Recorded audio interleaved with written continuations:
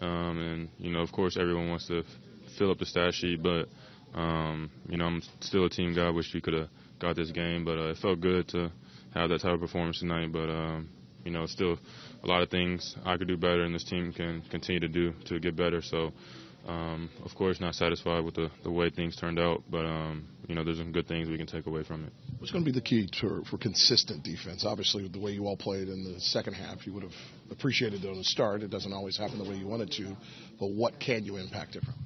I think just the mentality of doing your job every time.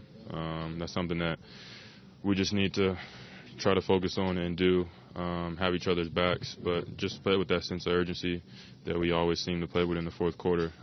It's hard to replicate that in the first three quarters, but we got to figure out a way to have that same type of intensity throughout the whole game. Justice, I know you take pride in your defense, especially even guarding point guards, things like that. What's it like to defend with the rules these days? How much of an adjustment is that, even from someone like you who's relatively new to the league? This year they're really focusing on the messing up their momentum or whatever they call it, but freedom of movement. But no hand checking. You can't really play with your hands. Those things have always been a part of the game, but the refs are really focusing on that this year. But it's tough. Just the way all these guys are skilled and the way they dribble. Sometimes you want to use your hands. You want to. A guy like me, I want to be active with my hands and get deflections, get steals. So sometimes you just got to trust your instincts.